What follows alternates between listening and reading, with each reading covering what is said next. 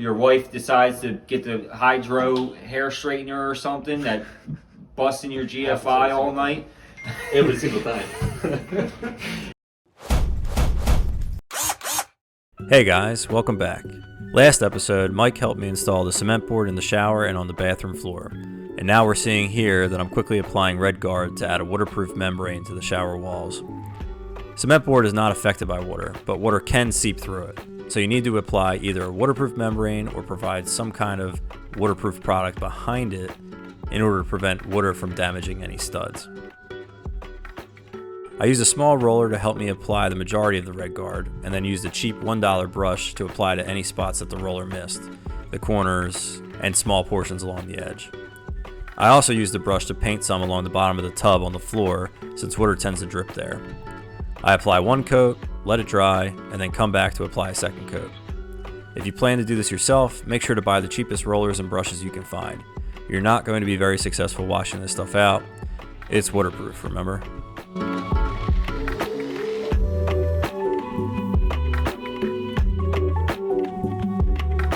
After the redgard was applied, I wanted to get as prepared as possible to start hanging sheetrock.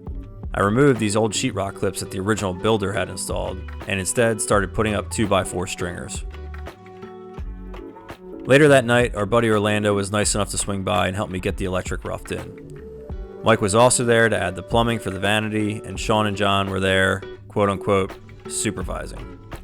We'll cut over to Orlando and Mike so that they can explain the game plan, but I'll apologize in advance because the video will be a bit choppy. I didn't realize John was clicking a Bluetooth controller that was stopping and starting the camera on my phone. As Homer Simpson would say, Alright, we're here. It's Friday night. It's my birthday, Orlando's birthday on Wednesday. Yeah. Happy birthday to both of us. We got Bunch of old men here. Yeah, these two in here too. All right, so we're working on the bathroom, the hall bathroom, and Orlando's here to help us with some electrical. So he asked me, what's the plan? And I said, I have no clue. So he walked me through what he thinks we should do. Mike agrees, I agree. So we're gonna have 60-inch vanity in front of where Orlando's standing right now. We can kind of see it in the red. And then where are we putting the rest of the lights, Mike? So we had to first lay out the vanity. So he has plenty of room for a 60-inch vanity to fit here.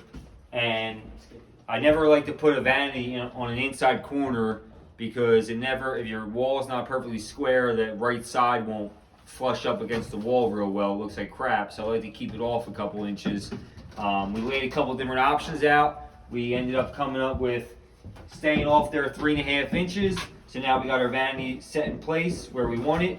We have the vanity over there. We took a look at that. We took our measurements. I gotta take my drain measurement, my drain height measurements, my water line height measurements, left to right. I do that. Orlando had to lay out the lights. So you got 3 sconces here. Well, yeah, Orlando, tell us what we got going on, and then show us the markings you put on the studs. All right, so you're gonna have a double vanity right here. So you wanna go with the sconces, so we just gotta find centers, and we don't know exactly the location for the mirrors, so we're gonna all work. And we're gonna have 2 mirrors, 3 sconces. The wire in the wall because we don't know the exact layout for the light. So once you in the final mount your vanity lights, then we reach for it. Yeah, the old work box is a lot easier on getting exactly what you want. Yeah, sometimes it gets a little tricky. Like in this location, it's gonna be a pancake. Yeah, that's what it is. But for the most part, it's normally easy. The easiest way to do it. All right, so Orlando's not talking about a pancake that you would eat for breakfast. He's talking about a pancake electrical box. You can just go on Home Depot's website and type in pancake electrical box, and it'll come right up. But these are real skinny electrical boxes that will fit within the sheetrock, so it's only 1/2 inches thick. They're really nice when you're up against a stud and need to put a light or something there that needs an electrical box. And to get a lot of these measurements, you want to make sure you have your vanity or at least a good set of specs off it, not like Home Depot specs because they don't show you exactly what you need, like real specs, or have the vanity on the job site. You want to have the mirrors on the job site or the specs for the mirrors. And that's pretty much, yeah. And then what are we doing up here? For the lights, general lighting is gonna be a wafer right here. Right here we're gonna install a fan and light combo, and another wafer in the shower, which is gonna be on the separate switch. Right. So you're gonna have 3 switches. One is gonna control the vanity lights. The other one is gonna control general lighting, and the last one is gonna control the shower light with the fan. So when you hit that switch, when you take a shower, the steam's coming out right away. Yeah. And relocated the outlet right here, which is gonna go center and one of these. Pretty straightforward. And crazy. he's also going to run a 12 wire up for future. It's 14 wires, existing house. The whole house is in demo, so we don't feel like going all the way back to the panel. But if you ever have problems or something in the future to where you're tripping a breaker or you're tripping the GFI too much and you need that extra power, like your wife decides to get the hydro hair straightener or something that busts in your GFI all night. Every single time.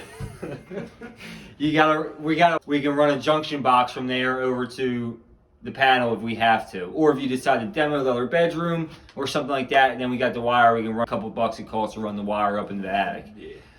So Well, worth it. that's the game plan tonight. That's Let's see. it. I'm trying to actually get some work done.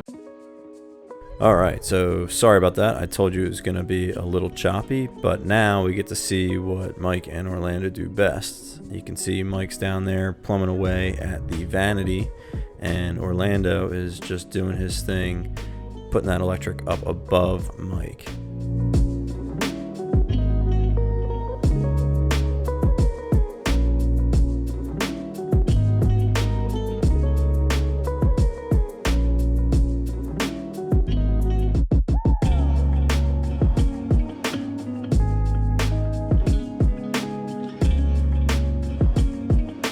Eventually we wrap up for the night and we can see the partially finished product. So our cement board, bathtub covered in redgard. We have our light in the bathroom, light above the shower, bathroom fan. We can see all the electrical going down the wall over there, and then the plumbing that leads to the vanity. There's our 2 GFI outlets and the wires for the sconces. Stay tuned, because next week we'll have insulation going up as well as sheetrock and mud and taping.